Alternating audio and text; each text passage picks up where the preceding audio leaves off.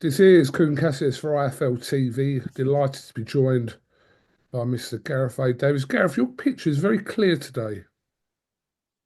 And yours is very blurred. It's weird. I've Um, had a nice scrub up on a Monday morning, and you've just had a very blurry weekend at your mate's do.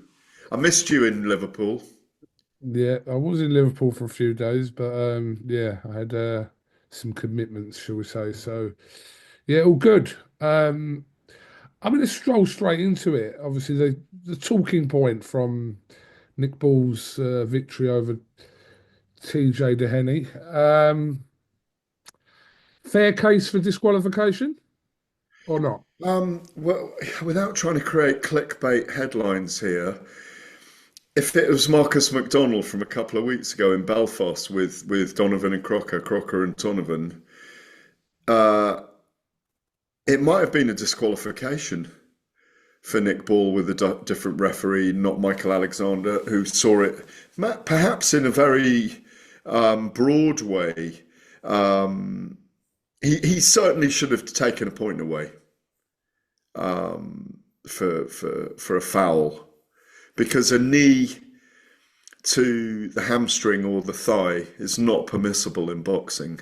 And as Nick Ball told me afterwards, yeah, my Muay Thai days came out there through my frustration. I mean, it wasn't the nicest or best thing we've ever seen him do. He's been forgiven it by Frank Warren, obviously his promoter. But he was in a headlock, and the referee had asked him, TJ Doheny, to release the headlock.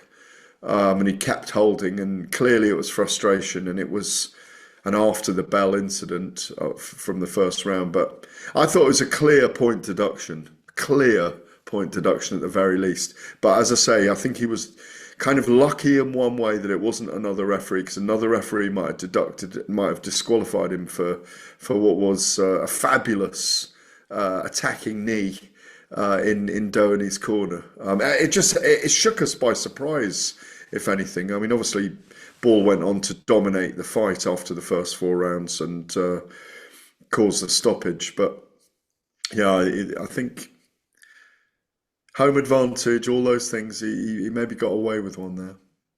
I think I saw some comments from Nick Ball after the fight, and I think Nick Ball seems that he acknowledged that that moment was probably a little bit fortunate that it wasn't. It was Um, very reckless, Kugan. It was very reckless given the position he's in. And, we all know Nick and we know he's a top guy and we want him to do well. We want him to try and become undisputed in the featherweight division. We'd like him to have that fight with Naoya Inoue, who's, obviously going to fight in Riyadh in December. I mean, I'd like to see Nick bring Naoya Inoue to Liverpool and fill out Anfield. That would be amazing after he's got maybe two or three of the belts. Because I think he's fully capable of being undisputed. He went through a hard time for four rounds against TJ Doheny.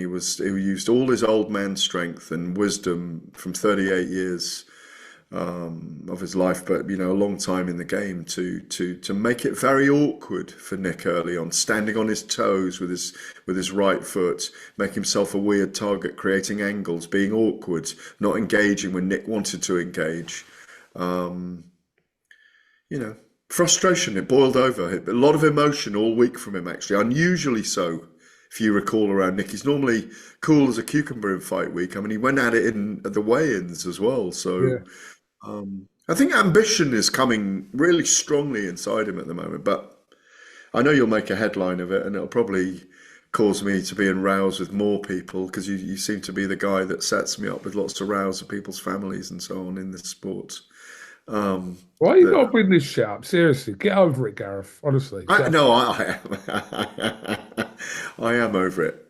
Um, yeah, listen, kind of it just being around Liverpool that week, it just the fight nights that have slowed down over the years. We were blessed with them years ago.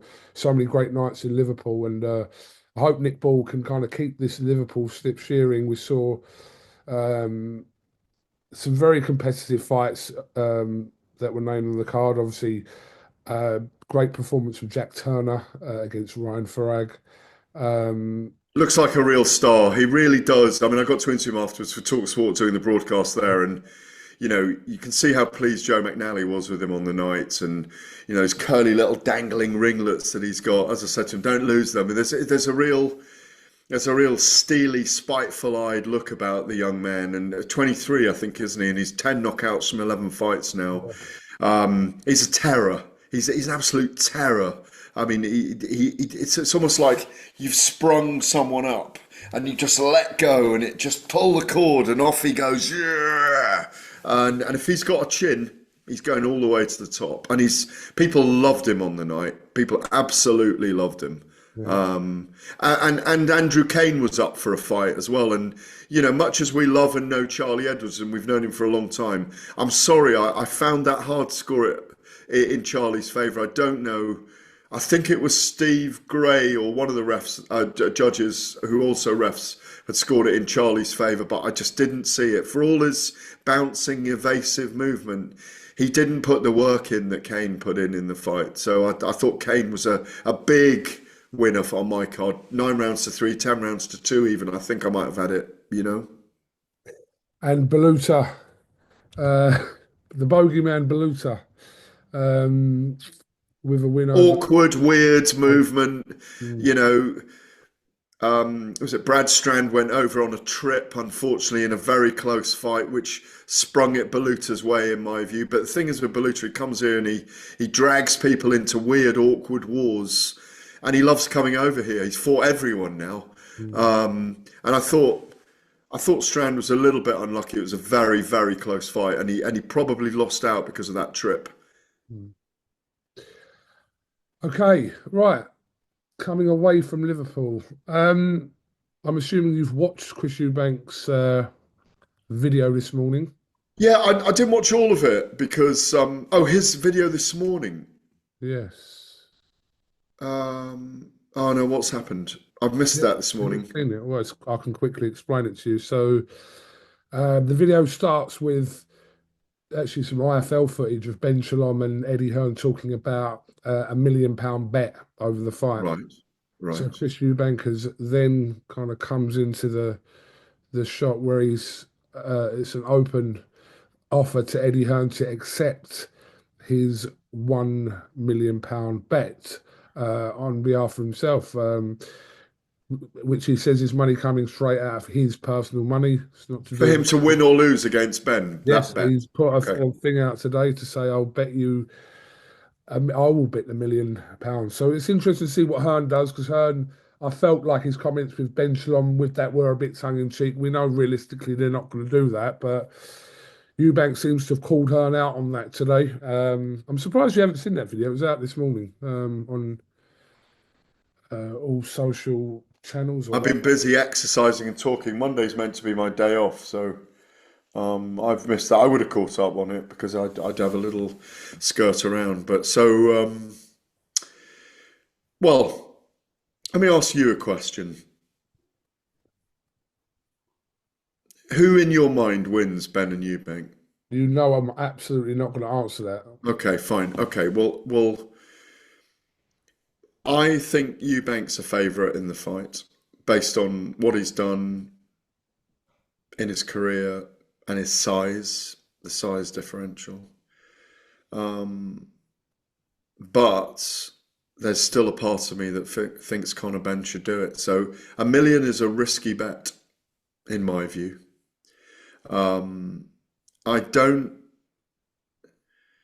think they should be allowed to do it based on licenses and all those kind of things. I don't think we should be really encouraging it. I think it's a great little sideline and a handy little headline to have for the YouTube channels to create clickbait out of, Kugan Cassius.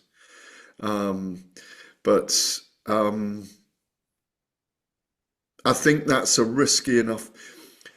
Eddie Hearn has extraordinary familial and generational wealth through Matchroom, through all the other sports. He can afford to lose £1 million bet, but I think Chris Eubank Jr. is already giving away 50 grand to people for their camps for the last event, is already being fined 100 grand unless he's appealed it by the Boxing Board of Control for the egg smash. on the right-hand side of Conor Benn's face a week and a half ago. He can ill afford to lose a million 1.15 in this fight. So I think it's a very risky bet for him to take. I don't think we should be encouraging these massive side bets by the promoters and the boxers. But it shows how confident he is about winning this fight. And, would they really honour that bet?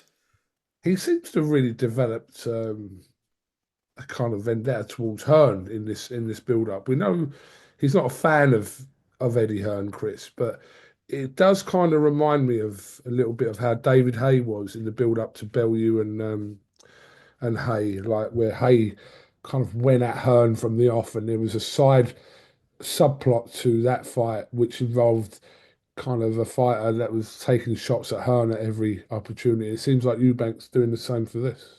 Yeah, and also if you remember, Hayes got history with Eddie Hearn for that Audley Harrison event years and years ago. That's where it all started.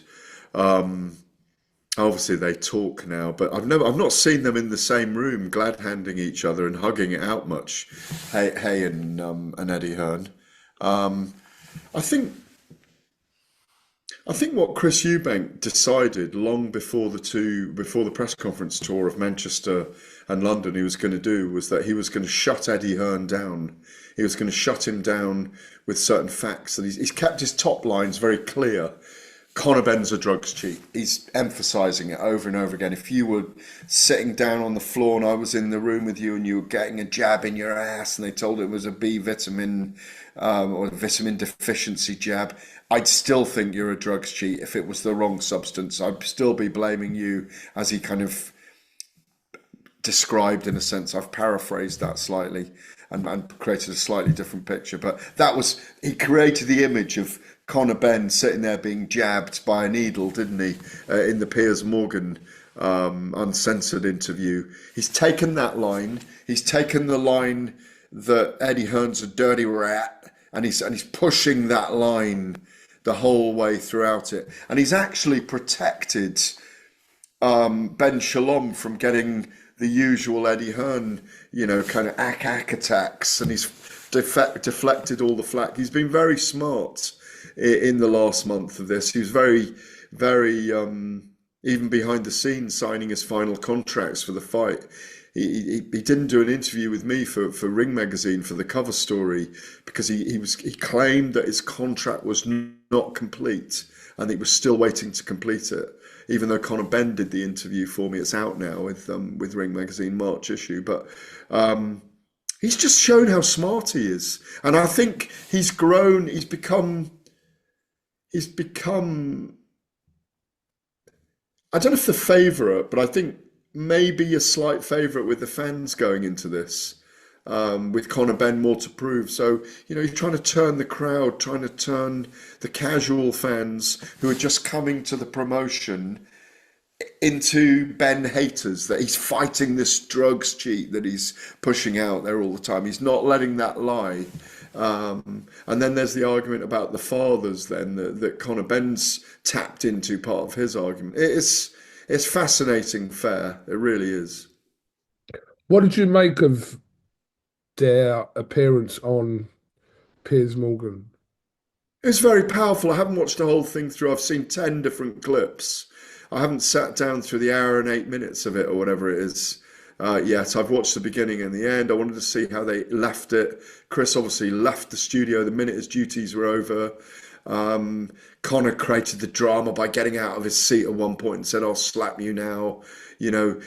Conor got into Chris Eubank very sensitively about the sensibilities rather of his relationship with his father. I don't want to pour too much conjecture on the relationships with the father because of the death of Sebastian and what Chris Eubank Senior's gone through and what son and father are going through. It's their relationship and they deserve a lot of respect, or be given a healthy respect around that. Eubank Senior has not actively wanted to be a part of the promotion. He's been dragged into it from a war 32 and 35 years ago, 33 and 35 years ago. it wasn't his choice to be involved in this. He's still not involved in it. He's mentioned it on his channels, and I think he'll, the death of one's child. We're both fathers. When you put yourself in that position, it's a very, very difficult one. So I think, I reserve the right to not comment on the relationship between father and son. They clearly have a lot of love for each other. And if there's awkwardness between them, that's just the awkwardness of father and son. But given what happened to Sebastian, I think we need to be very careful about how we talk about that. You okay? Yeah. All right. Yeah, no, I was just saying I hadn't seen the complete version of it, which I'm hoping to do tonight, but I didn't, like you, enough of it to know kind of the main context of it. Gareth, a lot has been made of this 100 grand fine that Eubank got as well. A lot of boxers have come out questioning where specifically that money is going. Valid question. We saw Nick Blackwell's been very vocal on social media, Paul Smith, Liam Smith, about where the money's going specifically. Paul Smith was talking about wanting to see receipts of actually where things are going, where the money goes. What's your thoughts on that? Well, it's a very extreme fine. I mean, hunting around the world, Mike Tyson was fined 3 million of his 30 million purse by the commission in America when he bit Evander Holyfield's ears. If Chris Eubank Jr. is earning 10 million for this, it's 1% of his purse. I spoke to Robert Smith about this. It's on record on my YouTube channel. I did an interview with him last week where he said that's what the stewards decided. I didn't decide the sum. The sum goes towards the retired boxers foundation that they utilise, and also towards training for staff. That Robert's on record saying that. I mean, the reason he gave me that it was more like Chris Eubank, Derek Chisora was fined 25 grand, wasn't he, for his row with Dillian White, mere names, with Dillian White in Manchester when they fought. And that seemed quite a lot at the time. But he said inflation. That's just what they chose. It's a very extreme fine, but what they thought was, because he carried eggs in there and he was clearly going to do something with the eggs, his words, he found it dangerous, in case shell could have got in his eye, and it was premeditated. He carried eggs in there, he was going to smash them on him, he was going to egg him, that they thought it was a serious offence, and that's how they've punished him. It's a big fine, there's no doubt about it, and maybe it's very unfair. Is that an egg you're getting out or not? No. It's a charger, you weirdo. It's a charger, big white goose egg. Yeah, I mean, look, like I've said, everyone's had their kind of opinion about this, and it does seem quite excessive. It does, and there's a lot of excessive things going on at the moment everywhere, and people seem to feel they've got the right to just put the ban on that they want. Suddenly, our brown bins, I don't know if you're the same, brown bins are 60 quid a year now. Are they? An extra 60 quid where I am, yeah. What goes in the brown bin? Bits of grass, the lawn cut. That's the green bin, isn't it? Mine's a brown bin for that. Oh. Unfortunately. Yeah. All right. Well, listen, Gareth, just want to finish off. We love talking a little bit about heavyweights. Speaking to Frank Warren in Liverpool this week, he said that Daniel Dubois has told Frank Warren what he wants to do next. I did ask Frank whether, is this what situation could this be in? Is it the Usyk fight? Is it the rematch with Joshua? He said that Dubois will fight in July, and in his words, he thinks everyone will be happy with what is going to happen with Dubois. Do you know any more? Either of those are good, as far as I'm concerned. If it is one of those, yeah. I mean, I'm not. I'd almost rather Joshua than Usyk. Because I think Parker should fight Joshua Usyk. rematch. Yeah, I would rather. I think I'd like to see Usyk and Parker, which has been ordered by the WBO as well. So yeah, I'd like to see that, and I believe Andy Lee's pushing hard for it. Spencer Brown's, but his manager's pushing hard for it. And if they get it, they deserve it. Parker deserves a fight with Usyk, definitely, given what he stayed in with Dubois pulling out through illness, stayed in the fight, fought Martin Bakole, which is a very risky fight for the position he was in, even though Bakole was coming in very late and was obviously not in full camp mode. But there'd be no argument about Parker fighting Usyk right now. I mean, a lot of people would like to see it. TalkSport did a poll on Saturday night. 55% on the watch along. 55% thought Parker should fight Usyk next. I think it was 33%. But they're both good fights for Dubois. In many ways, the rematch with Anthony Joshua, if they sell it right, could end up being a bigger fight commercially. We know what Joshua brings, but the opportunities of fighting Usyk for 3 of the belts are obviously there as well. But the heavyweight division's in a lot of flux at the moment. I'm hearing Fabio Wardley's going to fight in a stadium soon. I'm hearing Moza Tauma is back soon against a very good name. I think Chisora and Dillian White are going to end up fighting each other soon. I think Ajit Kabayel will return to Germany. We've got Ajegba and Bakole going at it. I think on the undercard of Canelo and Skull in Riyadh for that event. So who else is there? I mean, that's pretty much the whole. It's the only one not spoken about there is Lawrence Okoli. Is he a top 10 heavyweight yet? No, not in my view. Not in my view. He's being elevated through promotion and through boxing politics, but he hasn't proven that he can beat a Martin Bakole yet or a Fabio Wardley. No, but again, I'm really pleased he's in the heavyweight division. He's a big guy, and I think he'll be successful. Have we missed anyone out? Well, we've got Fisher and Allen rematch coming up. Yeah, but that's Yeah, not I know what you mean. material, is it? Having said that, April the 5th card, Jamie TKV and David Adelaide, winner of that against the winner of Allen and Fisher. Brilliant. That makes And sense. Johnny Fisher's got to win this rematch with Dave Allen. I said to you before, I said to Joe of IFLTV, I applaud him for taking it, regardless of all the crap that's been said, and the rows with the family now and them not talking to me or whatever. But he's got to win this, and I applaud him for taking it. But I liked his attitude and the way he was at the press conference the other day, and good things seem to be happening in camp. Will Dave Allen take him as seriously this time? Because Dave's being better paid.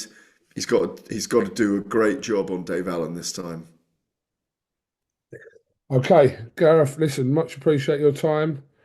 Was you fooled by the Tyson Fury video last week or not? No, because I knew what was going on.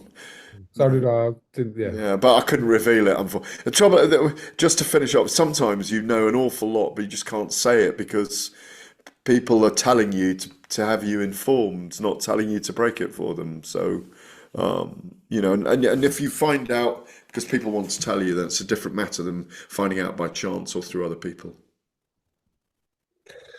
Gareth A.Davies, much appreciate your time. No doubt we'll catch up over the next few days or whenever. So I hope you have a wonderful Monday. Lovely. Top man, Gareth.